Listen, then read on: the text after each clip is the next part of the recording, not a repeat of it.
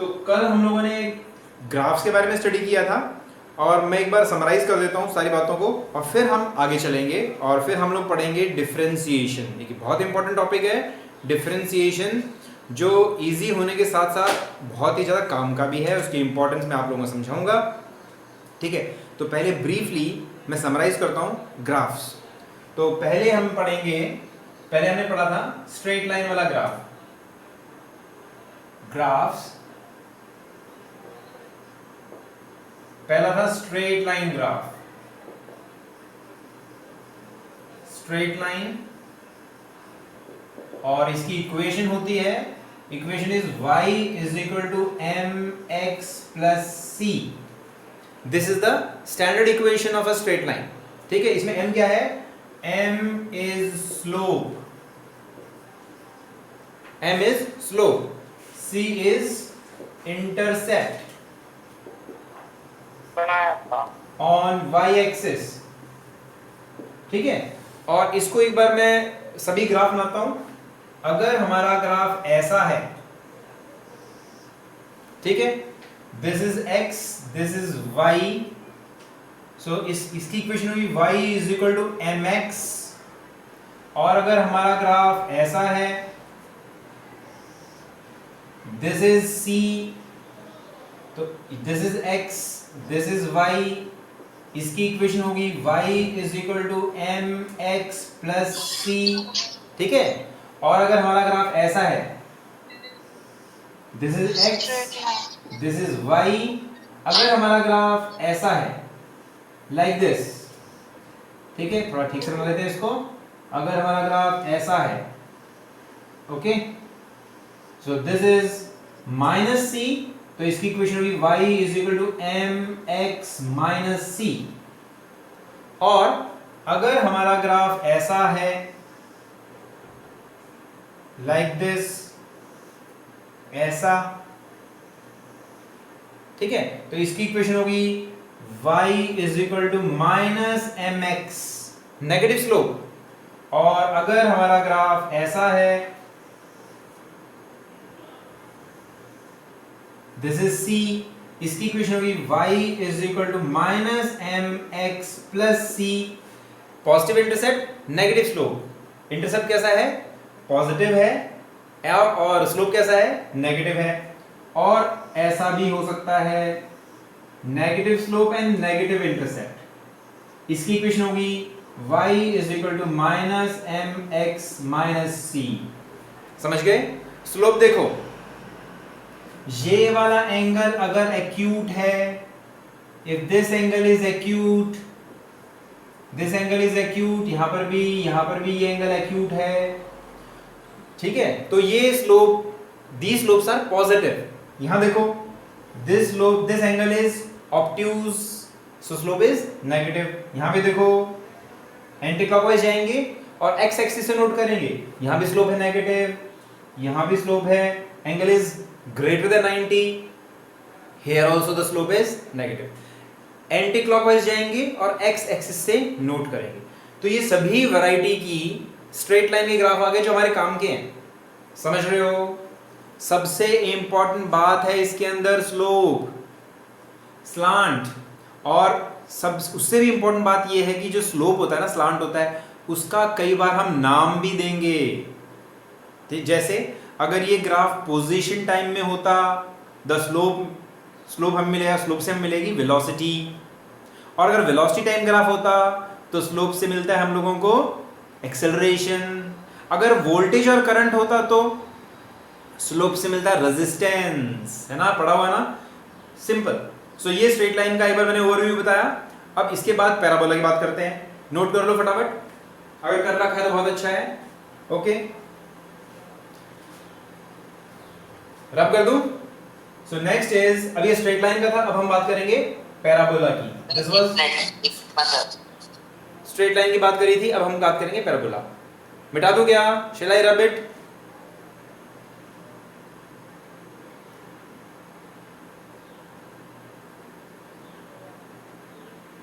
Okay, take a screenshot, screenshot ले सकते हो इसका, मिटा रहा हूं।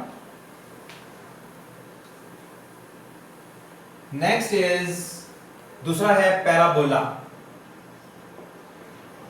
पैराबोला जब भी इक्वेशन क्या होगी इसकी? इक्वेशन होगी y is equal to x square और x is equal to y square, या x is equal to root y और y is equal to root x. जब भी ऐसा होगा, this will be equation of a parabola. Okay, parabola क्या होता है? पैराबोला जब आप किसी फुटबॉल को किक मारते हो ना, तो फुटबॉल ऐसे जाती है, ठीक है? पाइप लेके खड़े हो पानी की, पानी ऐसे जा रहा है, वो सब पैराबोला है, ठीक है? ये होता है पैराबोला। तो अब देखो ना ग्राफ, अगर y is equal to x square है तो इसका ग्राफ ऐसा होगा। अगर y is equal to minus x square है तो इसका ग्राफ ऐसा होगा। मैं थोड़ा ऊपर कर देते हैं इसको, यहां बना देता हूं, ऐसा होगा, ठीक है? ओके, और अगर x is equal to y square है तो इसका ग्राफ ऐसा होगा। ये पैराबोला है, दीज आर ऑल पैराबोला। और अगर x is equal to minus y square है तो इसका ग्राफ ऐसा होगा, ठीक है? एक कॉमन सी पैराबोला की इक्वेशन बताऊं तुमको सर, ऐसी इक्वेशन हम कहां यूज करते हैं? ऐसी इक्वेशन हम कहां यूज करते हैं? ऐसी इक्वेशन हम यूज करते हैं जब हम लिखते हैं s is equal to u t plus half a t square, this follows a parabola. या फिर v square minus u square is equal to 2as, तो v square proportional to s है ना, ये भी पैराबोला को फॉलो करता है। समझ गए? आप लोगों को इक्वेशन अपने दिमाग में बैठानी है और जब भी क्वेश्चन आएगा आपको उसे रिलेट करना है, और इससे इंपॉर्टेंट बात जो निकलेगी ना, इसका मतलब इंटरप्रिटेशन क्या होगा। इंटरप्रिटेशन की बात हम इसके बाद करेंगे, ठीक है? जब हम डिफरेंशिएशन की बात करेंगे कि ग्राफ्स को इंटरप्रेट कैसे करते हैं, ग्राफ के कौन कौन से पॉइंट्स इंपॉर्टेंट होते हैं, ठीक है? इसकी जस्ट बात करेंगे। So this was equation of a parabola. अब हम बात करेंगे equation of hyperbola. Equation of hyperbola, so parabola, now we'll talk about equation of hyperbola.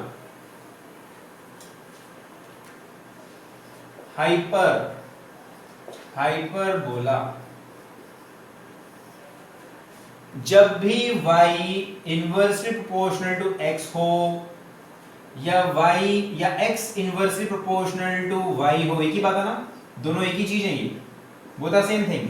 या y इनवर्सली प्रोपोर्शनल x की पावर समथिंग हो और x inversely proportional to y की power something हो, they follow equation of a hyperbola.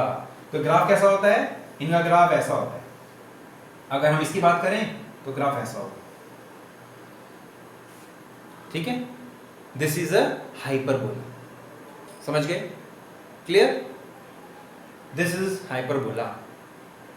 ऐसा भी हो सकता है, इसको ऐसे भी लिख सकते हैं, इसको ऐसे भी लिख सकते हैं, इस वाले को yx is equal to constant. ये भी हाइपरबोला की इक्वेशन है, ये भी हाइपरबोला की इक्वेशन है, ठीक है? क्लियर है? जैसे अब तुम कहां यूज करेंगे? हाँ, यहां यूज करेंगे, v i, ठीक है, और v बाई आर। अब देख रहे हो i और r का ग्राफ है ना, तो i inversely proportional to resistance, तो ये हाइपरबोला को फॉलो करेगा। क्लियर? सिंपल। अब लास्ट में इक्वेशन ऑफ हम लोग करेंगे सर्कल एंड एलिप्स, फटाफट कर लेते हैं, ठीक है? वो बहुत कम इस्तेमाल होती है लेकिन हमें इक्वेशन पता होनी चाहिए। And last one are equation of ellipse. Equation of ellipse, x square by a y square by b is equal to 1। ये एलिप्स होता है, ऐसे एलिप्स होता है ये। दिस इज एलिप्स, इसे कहते हैं ए, इसे कहते हैं b. A is semi major axis,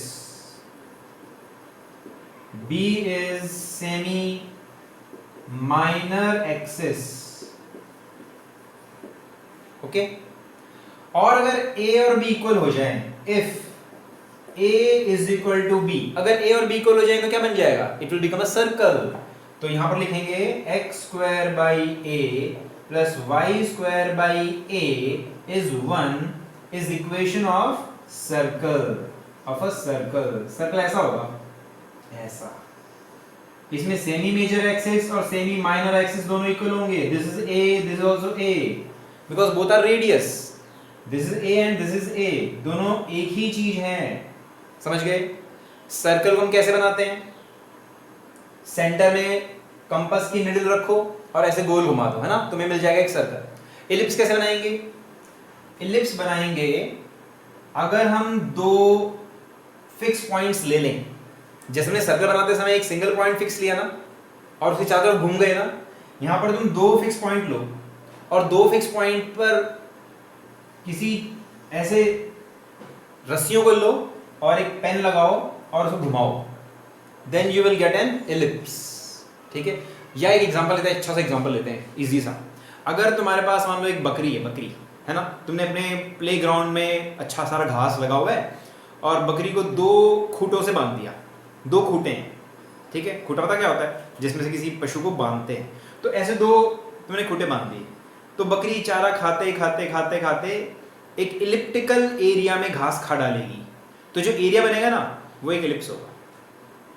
अगर तुमने बकरी को एक खूंटे से बांधा तो वो सर्कुलर एरिया में घास खा जाएगी। समझ रहे हो? और अगर ऐसे वाले दो खूंटों से बांध दिया तो वो इलिप्टिकल एरिया में घास खा जाएगी। और एग्जांपल बताऊं, earth follows elliptical path around sun, और सन के दो फोकस होंगे, इनको फोकस कहते हैं। These are called focus. समझ गए? इक्वेशन याद रखो, इक्वेशन काम आएंगी सर्कल की और एलिप्स की। तो ये था, हमने ग्राफ्स के बारे में पढ़ा। अब हम इसके बाद सीधे आते हैं अपने डिफरेंशिएशन की तैयारी करते हैं। डिफरेंशिएशन बहुत ही इंपॉर्टेंट टॉपिक है जो 12th में पढ़ाया जाता है मैथमेटिक्स के अंदर। ठीक है? 11th में इसका डिस्कशन नहीं होता है, 11th क्लास में मैथमेटिक्स के अंदर, लेकिन फिजिक्स में इसकी एप्लीकेशन 11th से ही शुरू हो जाती है। तो हमें थोड़ा बहुत इसका इंट्रोडक्शन लेना पड़ेगा।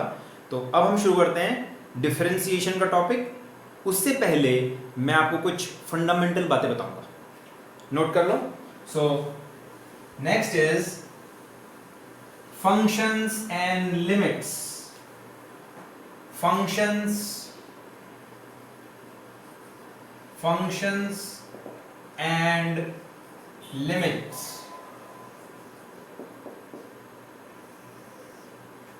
ठीक है? This is warming up exercise for differentiation. Differentiation की वार्मिंग अप एक्सरसाइज है। इसके बाद हम डिफरेंशिएशन शुरू करेंगे। पहले देखो फंक्शन क्या होता है। फिजिक्स में हम किसकी बात करते हैं? फिजिकल क्वांटिटी की। और कभी एक फिजिकल क्वांटिटी कभी कभी दूसरी फिजिकल क्वांटिटी के ऊपर डिपेंड करती है। जब एक फिजिकल क्वांटिटी दूसरे के ऊपर डिपेंड करती है तो हम लोग कहते हैं वो इसका फंक्शन है। ठीक है? वो इसका फंक्शन है। जैसे वोल्टेज और करंट की बात करें, so current is function of voltage, है ना? ये तो पता ही तुम्हें, करंट वोल्टेज पे डिपेंड करता है। So current is function of voltage and current is function of resistance also. ठीक है? लेकिन रेजिस्टेंस वोल्टेज और करंट का फंक्शन नहीं है कि? ये इंपॉर्टेंट बात है। ये बहुत अच्छा एग्जांपल है और बहुत सिंपल भी है, तुमने 10th क्लास में पढ़ा भी है। फिर से देखो, वोल्टेज किसके ऊपर डिपेंड करता है? वोल्टेज किस पे डिपेंड करती है? वोल्टेज तो किसी पे डिपेंड नहीं करती ना, है ना? वोल्टेज तो हम बाहर से लगाते हैं। लेकिन current depends upon voltage. Resistance is independent of current end voltage, क्यों? रेजिस्टेंस तो चेंज नहीं होता ना। करंट लेकिन रेजिस्टेंस पे भी डिपेंड करता है और वोल्टेज पे भी डिपेंड करता है। तो current is function of both voltage and current. समझ गए बात? ठीक है? अच्छा, इसी तरीके से डिस्टेंस ट्रेवल किस चीज का फंक्शन हो सकती है? डिस्टेंस ट्रेवल, तुम गाड़ी चला रहे हो, तुम कितनी दूर जा रहे हो, वो किसका फंक्शन है? It is function of velocity, है ना, और it is function of time also. तो जब कोई फिजिकल क्वांटिटी दूसरे के ऊपर डिपेंड करती है, then it is said to be function of that quantity. Easy. Next दूसरी बात है कांस्टेंट। कांस्टेंट कौन होता है? कांस्टेंट नाम ही कांस्टेंट है। कांस्टेंट वो होता है जो बदले ना, जो चेंज ना हो, जो नहीं चेंज होता, उसे हम कांस्टेंट कहते हैं। समझ गए? जिसे जो चेंज ना हो, जैसे फॉर एग्जांपल रेजिस्टेंस। अगर टेम्परेचर चेंज नहीं होता तो रेजिस्टेंस इज अ कांस्टेंट। तो resistance is not function of current end voltage, resistance is a constant. अच्छा, इसके बाद हम बात करते हैं वेरिएबल। कांस्टेंट का उल्टा वेरिएबल, ठीक है। Opposite of constant is variable. जो चीज बदल सकती है उसे हम कहते हैं वेरिएबल। क्लियर? जो चीज चेंज होती है उसे हम कहते हैं वेरिएबल। तो अब हम फंक्शन का रिप्रेजेंटेशन कैसे कैसे करते हैं? जैसे y is function of x, ऐसे लिखेंगे। इसका मतलब है y is function of x। जैसे current is function of resistance, ठीक है। Current is function of voltage. समझ रहे हो? तो अब हम इसको एज इट इज यूज नहीं करेंगे, लेकिन इसकी बात हम बार बार करेंगे कि भाई वो इसका फंक्शन है, वो इसका फंक्शन है। जब कोई फिजिकल क्वांटिटी दूसरी फिजिकल क्वांटिटी का फंक्शन होती है, तो एक को बदलेंगे तो दूसरी बदलेगी। ये इंपॉर्टेंट बात है। समझ गए? अब बदलने वाली बात कर रहे हैं हम लोग। फंक्शन तो समझ में आ गया ना, कि एक फिजिकल क्वांटिटी दूसरे का फंक्शन तब होती है जब वो उस पर डिपेंड करती है ना। जब एक को चेंज करेंगे दूसरे पे असर पड़ेगा ना। तो अब जो चेंज की बात करें ना, ये आगे काम आने वाली बात है। तो वेरिएबल वो होता है जो चेंज हो। तो जब एक चीज दूसरे का फंक्शन होती है, तो जब एक को चेंज करेंगे दूसरे पे भी चेंज आएगा। जैसे हम कहते हैं current is function of resistance. अब रेजिस्टेंस को चेंज करेंगे, करंट में फर्क पड़ेगा, है ना। तो ये बात समझ लो। लेकिन resistance itself is a constant. Resistance किस पे डिपेंड नहीं कर रहा। अच्छा, रेजिस्टेंस इज अ कांस्टेंट। अब हम बात करते हैं, सीधे आते हैं डिफरेंशिएशन पर। Differentiation,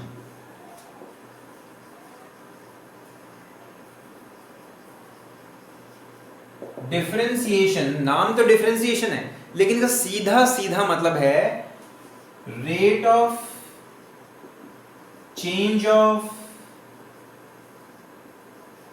one physical quantity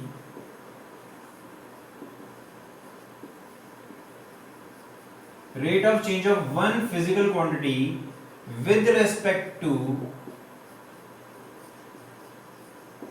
another। ठीक है? डिफरेंशिएशन का मीनिंग कुछ भी हो, मतलब इसका नाम कुछ भी हो, लेकिन मीनिंग क्या है? Rate of change of one physical quantity with respect to another. अभी हमने बात करी ना कि एक फिजिकल क्वांटिटी दूसरे पे डिपेंड करती है, वो दूसरे का फंक्शन है, ठीक है। तो एक का रेट ऑफ, मतलब एक का चेंज दूसरे के हिसाब से अगर हम देखेंगे तो उसे डिफरेंशिएशन कहेंगे। Rate of change of one with respect to another is called differentiation. अब जैसे हम सिंपल सी बात करें, पोजीशन वेलोसिटी की बात करें, तो rate of change of position is velocity, है कि नहीं। फिर पोजीशन में change with respect to time is velocity. So velocity is rate of change of position. लिख सकते हो। सो क्या लिखेंगे? Velocity is change in position upon change in time, है कि नहीं।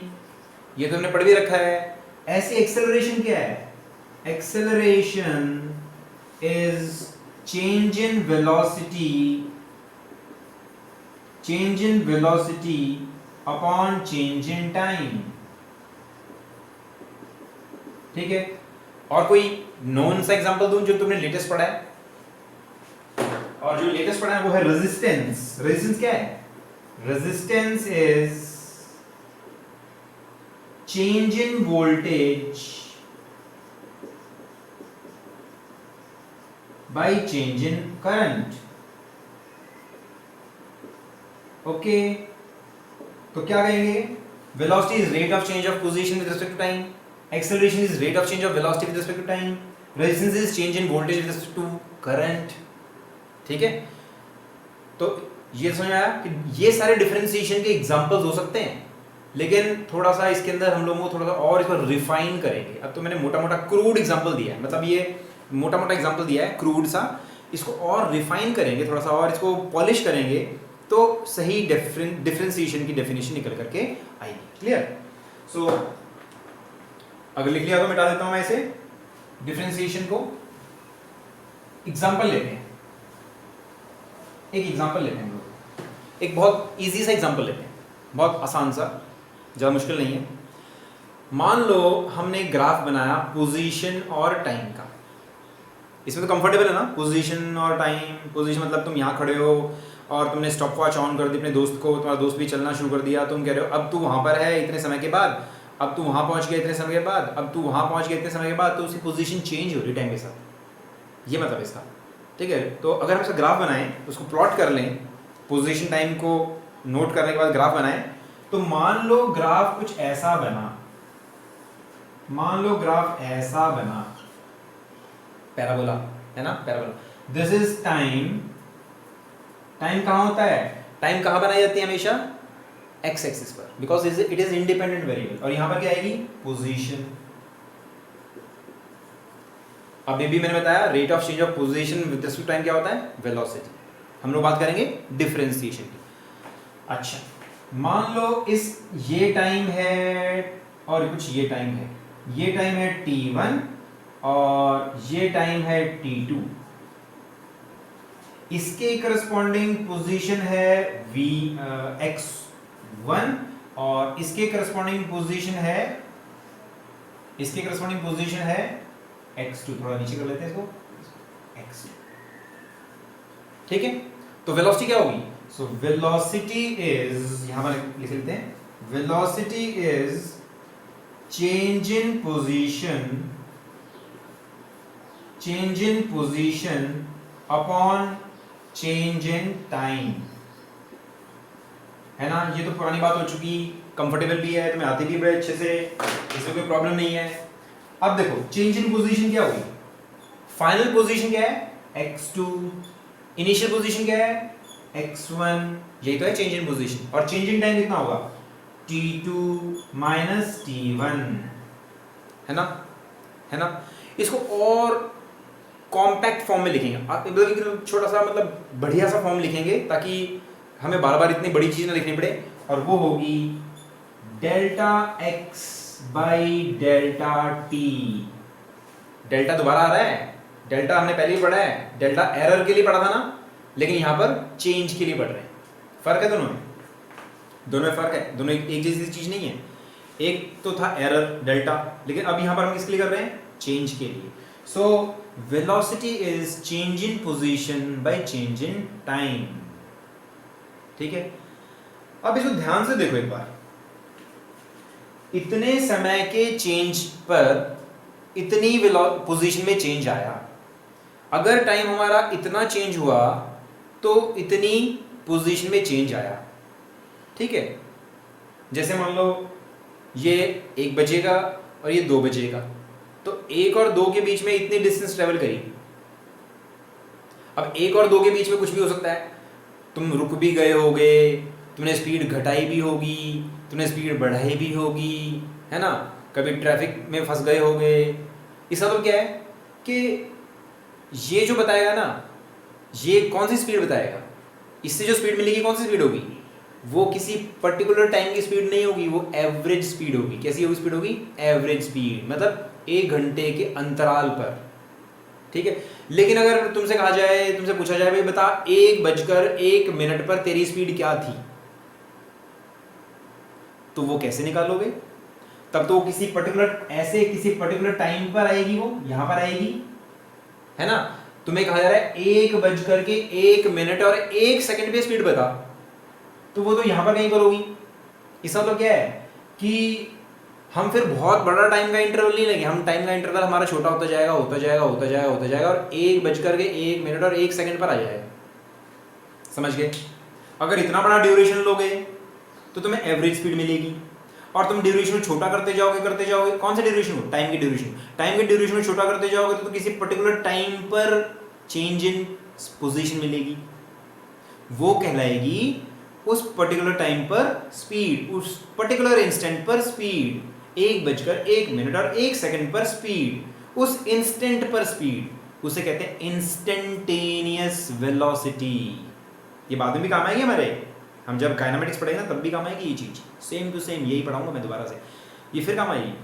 सो अगर हम टाइम को छोटा करते जाएं और लगभग 0 कर दें तो जो चेंज इन पोजीशन होगा वो कहलाएगी इंस्टेंटेनियस स्पीड या इंस्टेंटेनियस वेलोसिटी। इसको मैथमेटिकली ऐसे लिखते हैं, ऐसे लिखेंगे, दिस इज एवरेज वेलोसिटी, यह है एवरेज वेलोसिटी, यह है एवरेज वेलोसिटी। और इंस्टेंटेनियस वेलोसिटी क्या होगी? Instantaneous velocity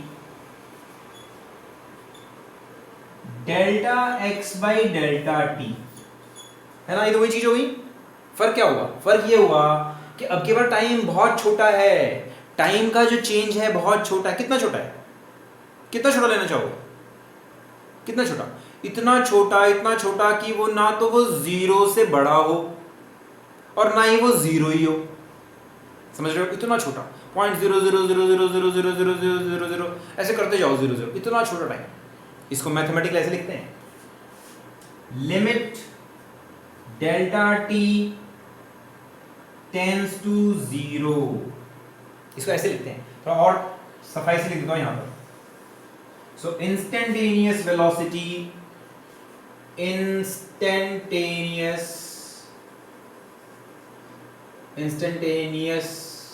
velocity v is equal to limit LT, LT stands for limit, delta t इतना छोटा कि वो लगभग 0 है, and delta x by delta t। ये तो और भी खतरनाक चीज होगी, है ना? हम तो छोटा करने चले थे, बड़ा ही हो गया, है ना? इससे अच्छा तो यही था।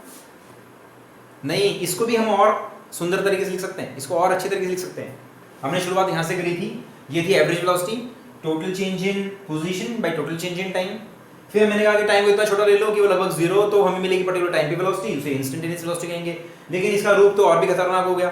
इसके रूप को और सुंदर बना सकते हैं अगर हम इसको लिख दें dx बाई dt, है ना? अब लग रहा है सुंदर सा रूप, डेल्टा बन गया d, डेल्टा बन गया d। अब ये बहुत छोटा सा कॉम्पैक्ट सा रूप हो गया, ठीक है? क्लियर? इसका मतलब ये बहुत छोटे टाइम में नोट किया गया चेंज इन पोजीशन है, इसे इंस्टेंटेनियस वेलोसिटी कहेंगे। This is example of differentiation.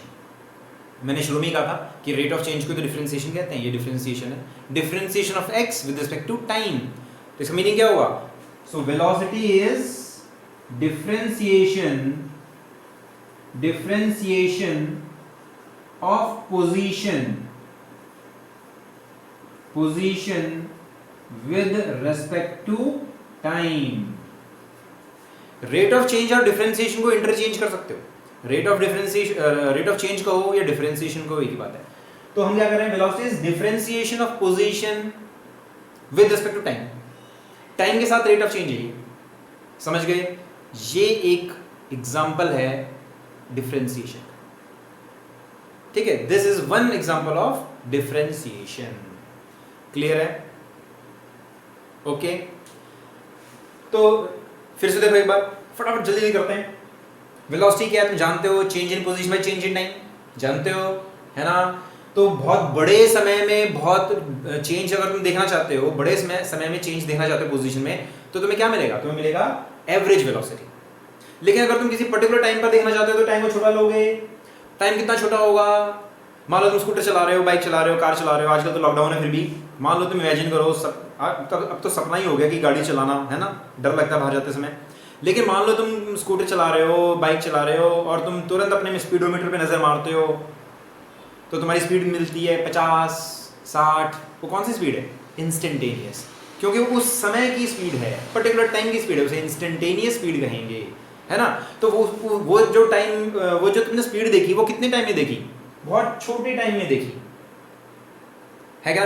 तो उस डेल्टा टी बहुत छोटा होना चाहिए, तो हमने इसमें लिमिट लगा दी, उसके अंदर हमने लिमिट लगा दी, उसके अंदर हमने लिमिट लगा दी। इस लिमिट का मतलब है कि time should be very small.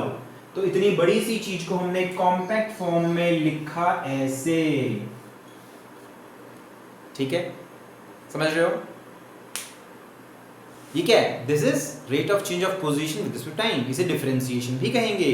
So change in position with respect to time is velocity, ठीक है, समझ आए बात? तो किस चीज को डिफरेंशिएट कर सकते हो? अगर पोजीशन टाइम के ऊपर डिपेंड करती है तभी तो डिफरेंशिएट कर सकते हो, समझे? नहीं समझे? अगर पोजीशन टाइम के ऊपर डिपेंड करती है, यानी टाइम के हिसाब से पोजीशन बदले, तभी तो पोजीशन में चेंज आएगा टाइम के साथ। अगर तुम्हारी पोजीशन टाइम के साथ बदले ही ना, मान लो आज तुम्हारी गाड़ी खड़ी है ना, घर के अंदर ही खड़ी है, तो what is the change in position? Time के साथ हो ही नहीं रहा, चेंज हो ही नहीं रहा उसका पोजीशन, है कि नहीं? क्लियर? और कभी कभी ऐसी चीजें होती हैं जो किसी चीज के ऊपर डिपेंड करती ही नहीं, तो उसका जैसे एग्जांपल हम लोग कुछ एग्जांपल लेते हैं। मान लो तुम्हारे नाम के साथ तुम्हारा वेट, वजन, तुम्हारा वजन, क्या तुम्हारा नाम या तुम्हारा वेट तुम्हारे नाम का फंक्शन है? तुम्हारा नाम तुम्हारे वेट का फंक्शन है क्या? फला किसी और नाम के आदमी ज़्यादा मोटे होते हैं या किसी एक नाम के आदमी पतले होते हैं? ऐसे कोई रिलेशन नहीं है ना। So weight is not function of name, weight is not function of name. इसका मतलब क्या है कि नेम को अगर हम रेट ऑफ चेंज देखना चाहें किसका, वेट का नेम के साथ, तो नहीं मिलेगा, बिकॉज वो इंडिपेंडेंट हैं। तो जब कोई चीज दूसरे के ऊपर डिपेंड करती है ना, तभी उसका रेट ऑफ चेंज होता है। इसलिए बात आती है कांस्टेंट और वेरिएबल की। कांस्टेंट वो होता है जो चेंज ना हो, और वेरिएबल वो होता है जो चेंज होता है। और चेंज होने वाली चीज ऐसी भी हो सकती है कि जो किसी चीज पे डिपेंड करे और किसी चीज पे डिपेंड ना करे। एग्जांपल लेते हैं, एग्जांपल लेकर समझते हैं इसको।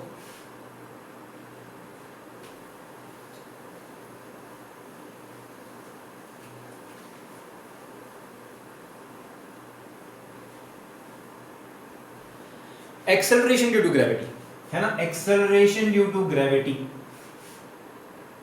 एक्सेलरेशन ड्यू ग्रेविटी, क्या ये टाइम के ऊपर डिपेंड करती है? या तो है ना, एक्सेलरेशन ड्यू ग्रेविटी क्या होती है? एक्सेलरेशन ड्यू ग्रेविटी समझ में आता है ना, कि अर्थ सब चीजों को अपनी तरफ खींचती है, फोर्स लगाती है, फोर्स लगाएगी तो एक्सेलरेशन होगी, एक्सेलरेशन होगी अगर वो ग्रेविटी की वजह से है, अर्थ की वजह से है, तो उसे हम कहेंगे एक्सेलरेशन ड्यू टू ग्रेविटी। क्या acceleration due to gravity time के साथ चेंज होती है? नहीं होती। तो क्या कहेंगे? Change in gravity with respect time नहीं होगा ना, तो ये जीरो होगा, है ना। अच्छा, अगर मान लो तुम अर्थ से ऊपर जाते जाओ जाते जाओ जाते जाओ जाते जाओ और स्पेस में पहुंच जाओ, तो वहां ग्रेविटी क्या होगी? नहीं होगी ना। इसका मतलब acceleration due to gravity height पे डिपेंड करती है, जितना ऊंचे जाओगे ग्रेविटी कम होती जाएगी।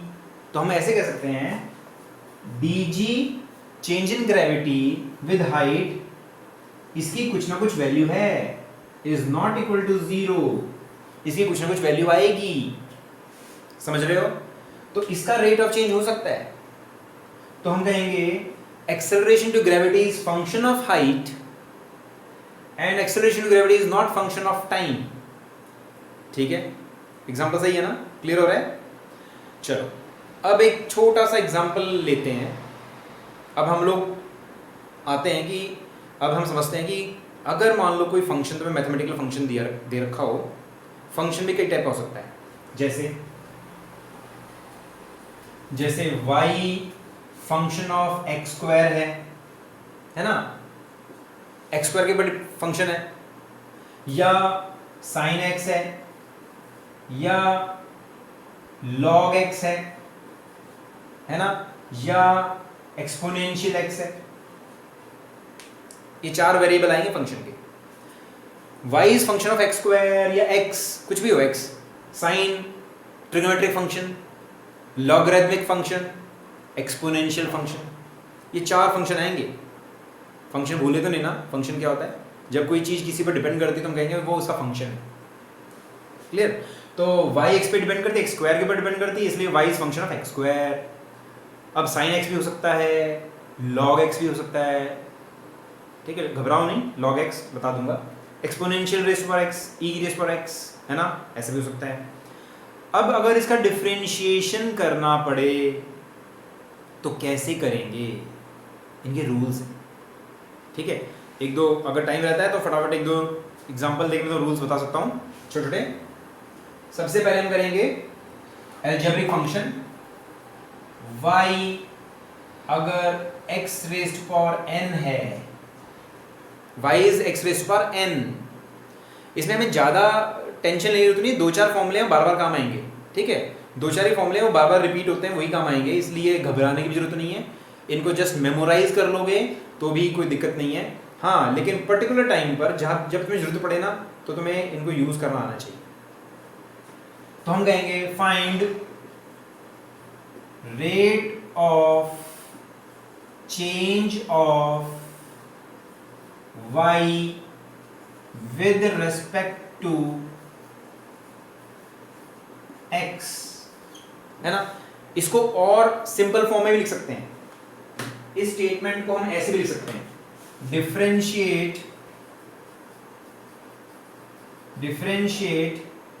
y with respect to x, ऐसे भी लिख सकते हैं। इतनी बड़ी बात को हम ऐसे लिख सकते हैं, differentiate y with respect to x, ऐसे भी लिख सकते हैं, ठीक है। तो अगर if y is equal to x raised power n, तो dy by dx, भूले तो नहीं ना, अभी तो किया था dy by dx, या dy by dx by dt किया था, तो dy by dx is equal to, देखो देखो इसको ध्यान से, x raised power n, x raised power n, ऐसे लिखेंगे n x raised to power n minus 1, समझ गए। एग्जाम्पल, इसी रूम में एग्जाम्पल लेते हैं। If y is equal to x cube, if y is equal to x cube, तो dy by dx क्या होगा? इसी को यूज करो, n नीचे आ गया और x की पावर 1 घट गई तो 3, और x की पावर 1 डिक्रीज कर जाएगी, x rays power 3 minus 1, it is that simple, so it is 3x square, बस समझ गए। इसको और दूसरे एग्जांपल से भी समझ सकते हैं। अगर हम लिखें if y is equal to x raised power 1/2, 1/2, तो घबराने की बात ही नहीं है, n की जगह क्या आ गया? n की जगह 1/2 आ गया, so dy by dx is equal to, n की जगह 1/2 है, so 1/2 और x की पावर 1/2 minus 1, n minus 1 हो गया, क्या बना? 1/2 x raised power minus 1/2, okay, clear है।